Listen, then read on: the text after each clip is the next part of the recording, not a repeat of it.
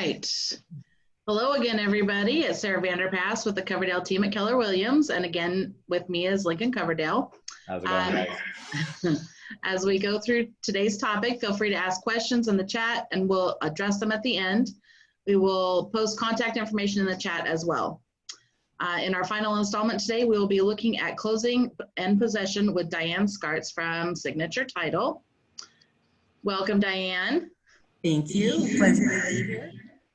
The topics we're going to go over today are title and escrow, signing your closing paperwork, closing docs, the 72-hour rule, wiring your funds, and getting the keys to your new home. Okay, Diane, so what does the title company do?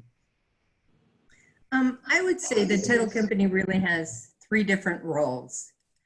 First and foremost is probably to perform a title exam or a search of the public records of everything affecting the property that the borrower is purchasing. And the reason we do that is because when you're writing up your purchase agreement with the Coverdale team, you will notice in that purchase agreement verbiage that states seller will convey property to the buyer that is free and clear of all liens and encumbrances. This is known as providing good, clear, marketable title to the property. And in order to do that, the title company is called upon to do that public search or exam of the records. The second function we perform is that of serving as the escrow or closing agent on the transaction. So exactly what is escrow? Well, it's an arrangement in which someone at the title company, known as the escrow officer or escrow agent, serves as a neutral third party.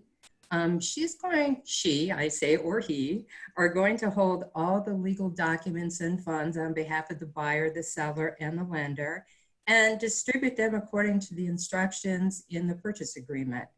That's the individual that oftentimes the buyer and seller will meet with to sign their final closing documents. And she will also be the one that is responsible for making sure and coordinating everything with the various departments down at the county recorder's office to be sure that title properly transfers into the name of the new borrower. And then the last function is we issue a title insurance policy.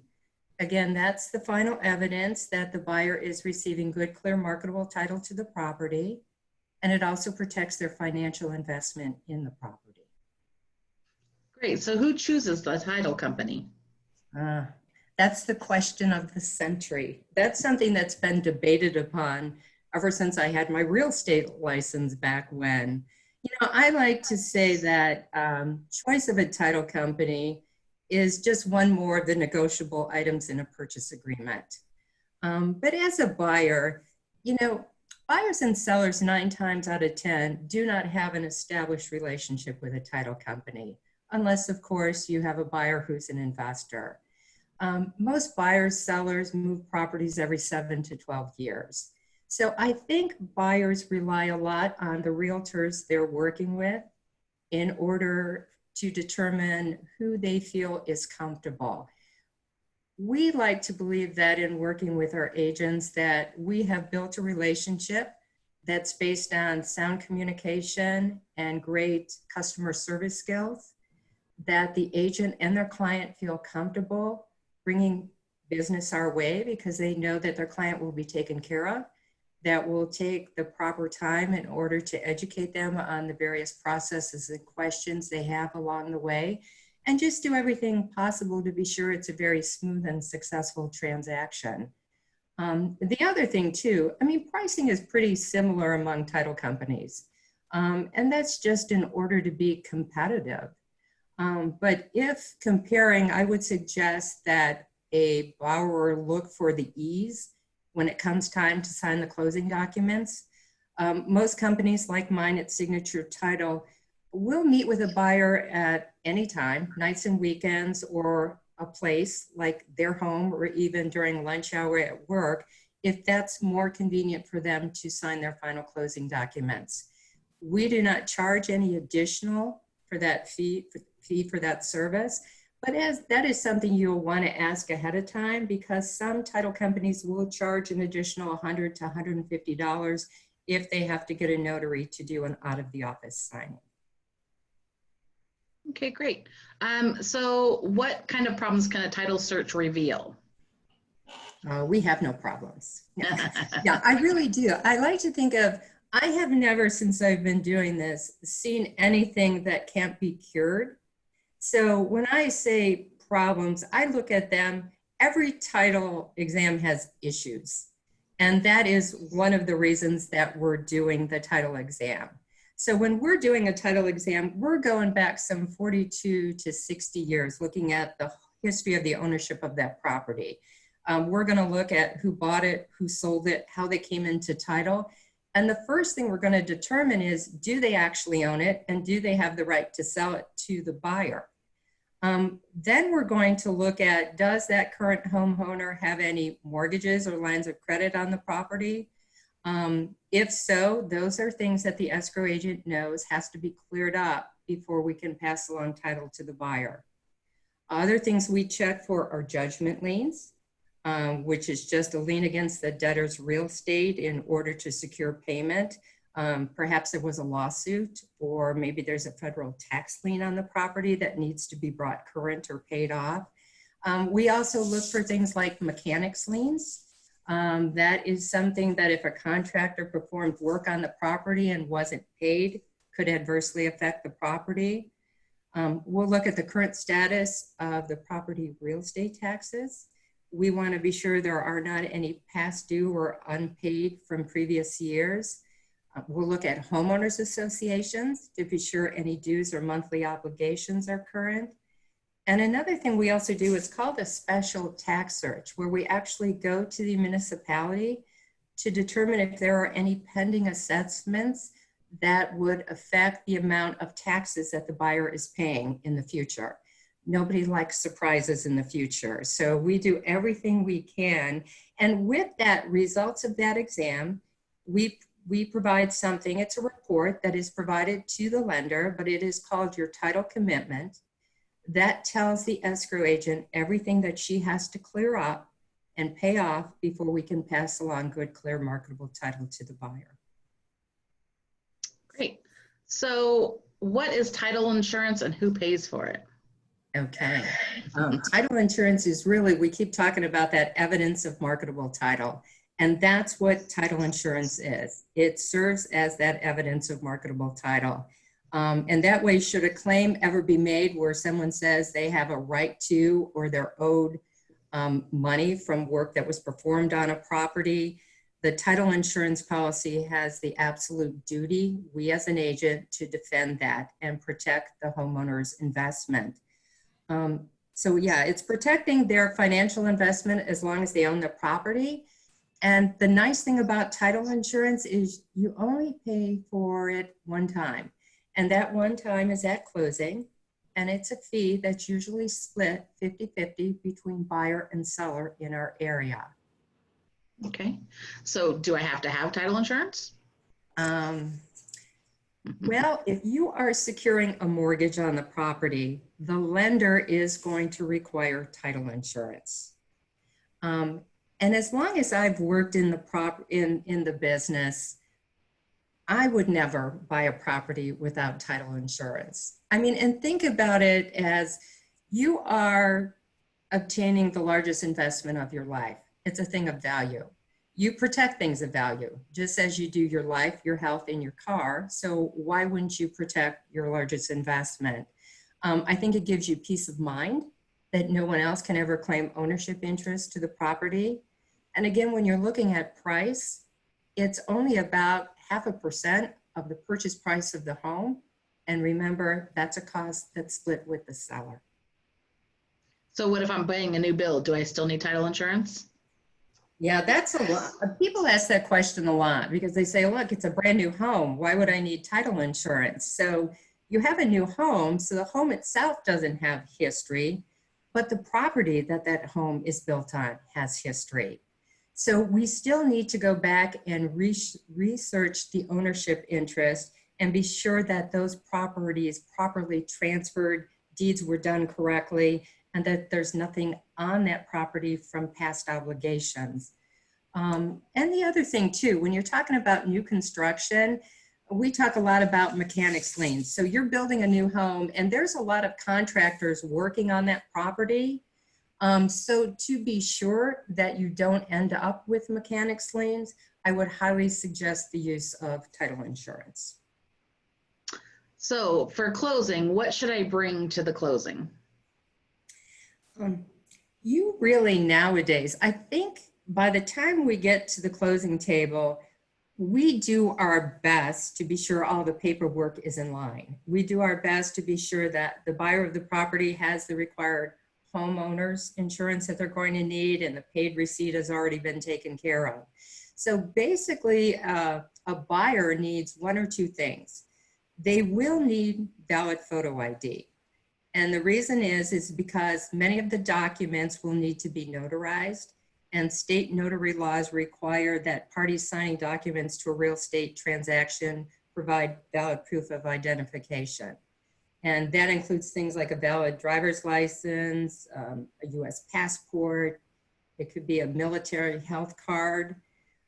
So that's the big thing. That notary has to be sure that the person signing the documents is indeed who they say they are. Whether or not funds are collected at the closing table depends on the amount of funds the buyer has to bring to the closing table. And we'll address that a little later when we talk about some of the good funds law. Great. So what should I expect at the closing? Well, expect to sign a lot of documents, especially if you're obtaining a mortgage on the property. Yeah, oftentimes as a first-time buyer, when the notary pulls out their package and it's like yay big, they want to pass out at the closing table. But that includes a lot of not only title documents that have to be signed, but also lender documents. Prior to signing though, I think, when you look at the closing, and it takes about an hour to sign closing documents. We do get some people that like to read everything, and that is fine. But we do ask in that case that they advise us of that prior to the actual closing appointment, because if we're sending an outside notary, they're usually on a very tight schedule, and we'll give at least an hour, hour and 15 minutes so your party feels comfortable that they have time to ask all the questions. But reviewing and actually reading all those documents can be very time consuming. But yeah, most of the problems should have been worked out prior to. If it's a cash transaction, if you have a buyer with a cash transaction, that should only take about 15 minutes because really there aren't any documents that need to be notarized. Oftentimes we'll get a cash borrower who might just say, email me the documents, I'll complete them and send them back. Or the escrow agent will call and they'll discuss them via telephone.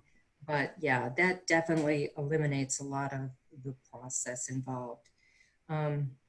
Also, when it comes to signing closing documents, again, we talked about out-of-office signups to make it convenient for the buyer.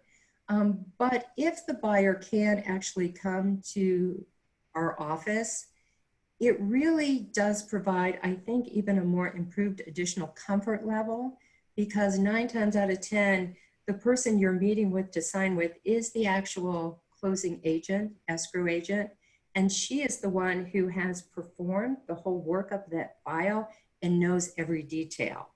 Also, if anything needs to be corrected, we have access to the equipment to do that. And if there are questions in regard to anything on the closing statement, sometimes it's a little easier to get a hold of that loan officer and just get those addressed right away before anyone walks out of the appointment. So how much money will I need for the escrow at closing? That really, yeah, bring it all. But no, that really depends on the terms and the down payment that you've provided. I know a lot of times when people are first negotiating a property, they're wondering, they forget that there's title costs as well as buyer or lender fees. So a lot of times, I want a buyer to know that if they're uncertain about that, they can always call me before they put in an offer, and I can at least provide them with what our title charges would be. But then I always tell them, please share those directly with your loan officer, who can then add his fees and provide you with the best bottom line estimate. I think the national average, Sarah, is that closing costs for a buyer go anywhere between 2 and 5%. So if someone is buying a $150,000 property, they can expect to have to bring anywhere from $3,000 to $7,500 to the closing table. Okay, great. All right. So one of the questions I get all the time from our buyers is, my loan's approved. Why do I have to wait 72 hours? A lot of times there's confusion surrounding the 72-hour rule. Is that a title and escrow rule, or who's putting that in place, and why is that important to the transaction and the close of it? Yeah, the 72-hour rule actually came into effect back in 2015. It is part of something that's called the know before you owe mortgage rule. And so with that, what that means is that the buyer is supposed to receive a closing disclosure 3 business days prior to closing. That gives them more time to understand their mortgage terms and costs, again, so they know before they owe. It's designed, again, to protect surprises at the closing table. What they found prior to this is that people were getting to the closing tables and the terms looked different than they might have originally negotiated with their loan officer. And when you're at the closing table, people were feeling a lot of pressure to just go ahead and sign because you already had moving vans in place and everything else. You had to be out of your home. And so it just wasn't fair to the borrower.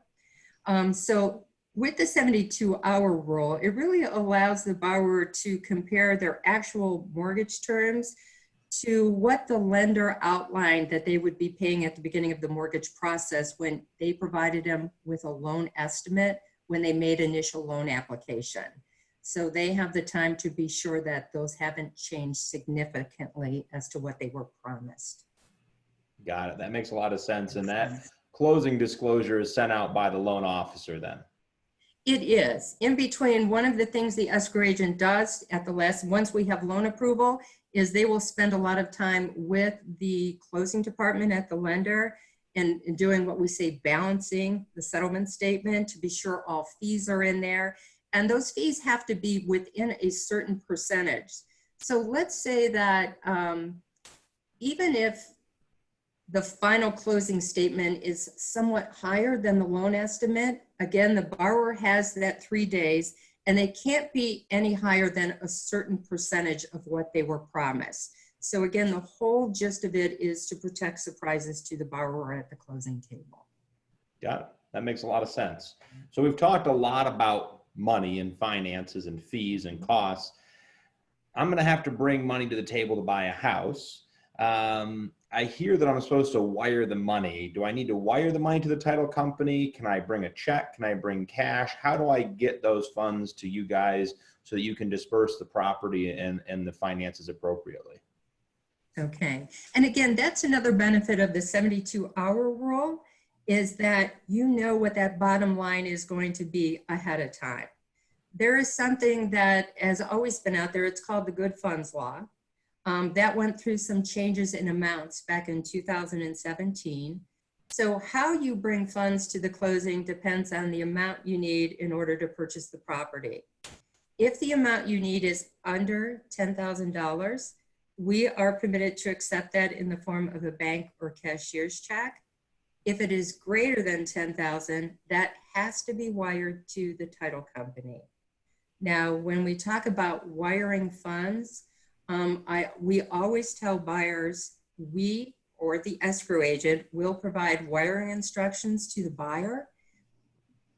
There is no reason the buyer should look at an email. If they receive an email saying, oh wait, we have new wiring instructions, never follow an email. If you receive any change of wiring instructions from what the escrow agent originally provided, you are to call the escrow agent immediately and to verify that's correct.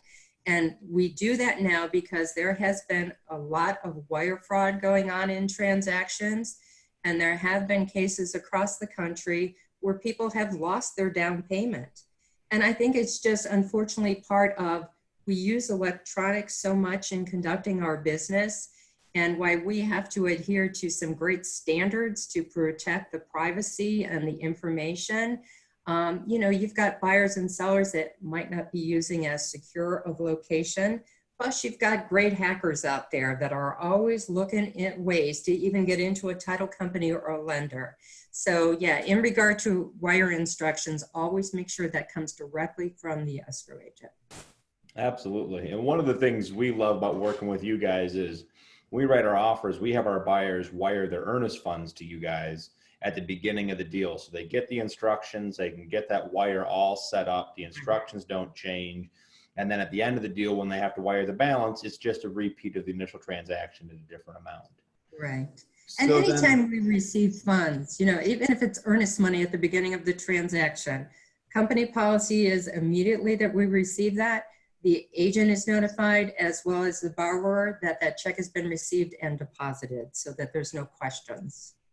Great. And so at the end of the deal, when do I wire that final amount that I get at my closing disclosure? Should I wire that right away? You know, what's the timing of that to make sure that I'm not delaying getting, you know, possession of my new home? Right. And a lot of that does depend on the closing time and really where the funds are coming from. You know, sometimes we'll have people being relocated and they're using a company in California. So that's a great discussion to have with the escrow agent. If we're looking to file on a Thursday and we know wiring is coming from an out-of-state bank, we would highly suggest that that be put into play 24 hours prior to. If you are signing your closing documents the same day and hoping to file that day, we definitely would suggest wiring either the afternoon before or first thing in the morning, because it can take several hours for that wire to hit our account. Absolutely. And that's another great example, you know, making sure you have a good plan in place. We have clients that have sold and bought at the same time and are closing both the sale of their existing home and the purchase of their new home the same day. And making sure all those funds are in the right places early is the only way to make sure that you sell one house and get the other one the same day. Absolutely. Absolutely. So then when all this is said and done and I have my clear title and I've been through my closing disclosure and I sent my money over, it's time for me to get keys for my house. Do I get the keys when I sign the paperwork?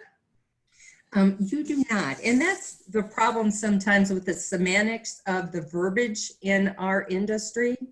You know, we talk about a closing, and then there's also transfer.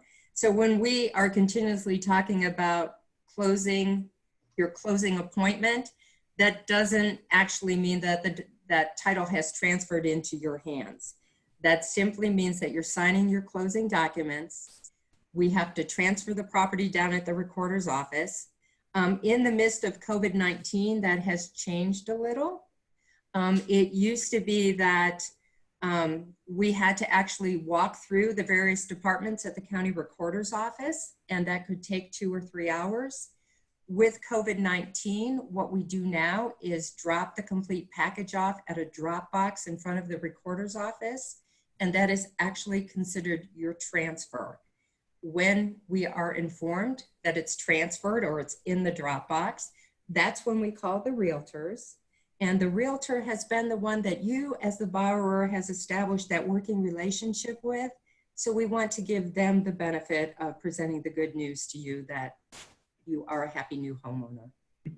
Yeah, we do love giving new homeowners keys. That's one of the best parts of the job. So I guess, you know, we talked a lot about the real estate side of things and the filing and the closing and just a tremendous amount of good information. Are there other services that title and escrow companies provide? Are there other reasons that people would be in contact with you or Signature? And are there any benefits that they could glean from having a relationship with you? Yeah, you know, we handle so many other things. First of all, we do have attorneys available. If someone is needing a power of attorney, maybe when it comes time to sign your final closing documents, one of the spouses might not be available. So we can put you in touch with someone at very reasonable cost to help prepare a power of attorney. We have also done, I had a woman call the other day who inherited a property, and she just wanted to have a lien search done to be sure everything was free and clear. So we provided her with that. We do get a lot of calls too, where people just want a quick claim or perhaps change their deed to a transfer on death affidavit. Those are things we can help with. So yeah, and I always say, I almost wish I would have worked at a title company before I was a real estate agent, because I just see the amount of information we have available to us. So anything that has to do with title, if there's a question, if we don't know the answer or can provide it, I will do the research to get you to the proper resource. Yeah, you guys have always been such a great resource. And even for us personally, I know you guys have helped with taking some investment properties out of an LLC and putting it in a person's, you know, in my name to have it refinanced and that kind of stuff. So just a great resource to have available to, you know, all of our clients and everyone in Northeast Ohio. Yeah, and I know we get a lot of calls at tax time for people that have can't find their final closing settlement statement and need that for taxes. So yeah, always feel free to give a call. If we can help out, we'll do the best we can. Excellent. Great. Well, this is our last episode, and we want to thank you all for joining us and hope you have found this series helpful as you embark on your exciting journey of finding your dream home. If you'd like a copy of our Home Buyer's Guide, leave your email in the chat or reach out to us. Did we have any questions, Lincoln?